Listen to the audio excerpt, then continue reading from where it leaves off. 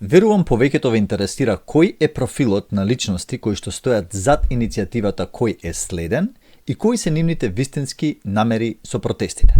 Знам дека во меѓувреме излегоа доста контраверзи околу одредени ликови таму, кои што се поврзани со СДС, со Сорос, со шарената револуција во 2016 година, излегува многу намерни, злонамерни монтажи, подсмевања со некои членови. Ова видео нема да биде такво, не планирам да оцрнувам и демонизирам. Но, заради чувствителноста на самата ситуација, заради почит кон жртвите кои што настрадаа во Кочани, мислам дека треба да бидеме внимателни на кого ќе му дадеме легитимитет да не води во овие системски реформи кои што сите сакаме да ги видиме.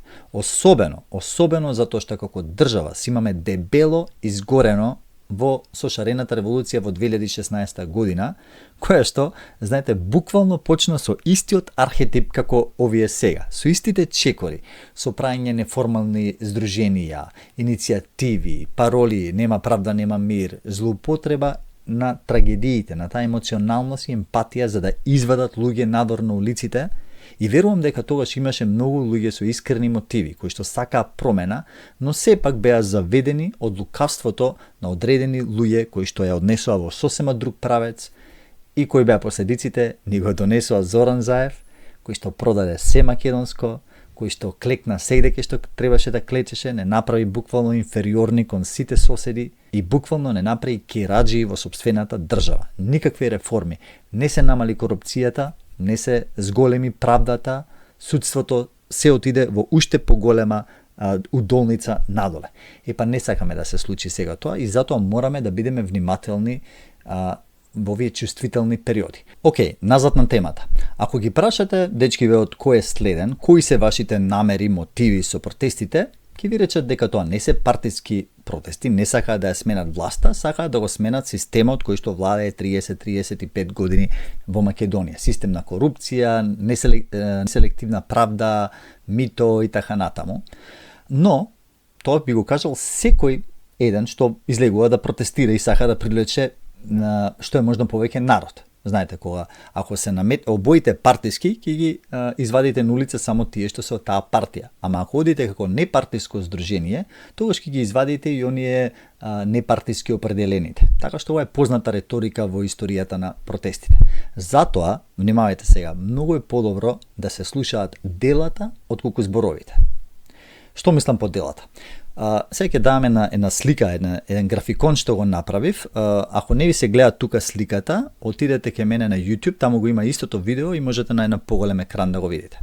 Значи, ВМРО владее од 2006 до 2016 година. Се случуваат неколку трагедии, убиството на Мартин Нешковски, смртта на малата Тамара, телефонските разговори, така наречените бомби на Заев што се објавуваа на YouTube и шарените ги користат овие тајно подржувани од Сорос и од USAID. Ова администрацијата на Трамп сега ни приложи документи колку милиони долари добивале за да организираат шарената револуција, прават исто како и сега неформални здруженија, протестираат со денови, шљакаат со бои и што беше производот, ни го донесоа Зоран Заев на власт и потоа се смени власта, дојдоа СДС и ДУИ на власт заедно со еден куп невладини организации спонзорирани од Сорос. И што се дешаваше во овие 7-8 години додека беа они на власт? Имавме повторна трагедии, смртта на Благојче, случајот онкологија, пожарот во модуларна болница, каде што изгореа 14 луѓе, автобусот Беса Транс, која се запали, која изгореа 45 луѓе, автобусот Дурмо Турц кој што излета, исто така загинаа 16 луѓе. Луѓе, само во овие 3 последни трагедии имате околу 75 мртви. Тоа е многу повеќе дури и од пожарот во Кочани. И еден куп повредени, окей, и ваму и таму имаше повредени, ама сакам да кажам кај беа кој е следен, луѓето од кој е следен, тогаш да излезат на улица, тогаш да посакаат да го менуваат системот. Нигде ги немаше, не се организираа, немаше иницијативи, немаше собири, немаше маршови, немаше протести, само некои од нив учествуваа во парадите на гордоста. Епа луѓе, ако сте сакале, ако во вас горела желба да го менувате системот, а не партијата, зошто молчевте додека беше СДСМ, ДУИ и додека Сорос спонзорираше во Македонија? Зошто? Потоа се смени власта во 2024 година, се случува првата трагедија, да речеме убиството на Фросина и одма шарените почнуваат пак со неформални здруженија, Facebook профили, Twitter профили, Instagram профили, собири, маршови, протести, нема правда, нема мир, истите пароли од шарената револуција. Подобро е како да не бидеме сомничави дека ни се повторува истото сценарио. Дека веќе си имаме изгорено. Да, знам се, некои од вас ако прашат ќе речат, ама не е истото, знаете, друг е контекстот, ама истиот профил на луѓето таму. Дури имате луѓе кои што беа во шарената револуција.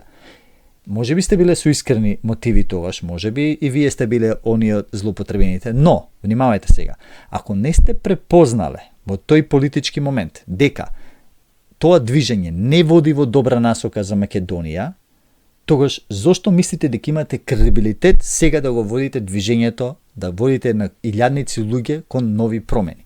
Тргнете се на страна, дајте им шанса на нови млади дечки кои што не се од екипата на Сорос, шарената револуција, кои што имаат длабоки патриотски чувства, кои што го осеќаат пулсот на Македонија, тие да водат. Извинете вака што кажав директно, ама мислам дека со право е нашето сомневање дека нешто може добро да излезе од ова, бидејќи, знаете како велат, човечки да се сгреши еднаш, но само наивен и глупав човек ја прави истата грешка со одлука повторпат. Тоа имам да го кажам на видеото, ви благодарам што ме изслушавте.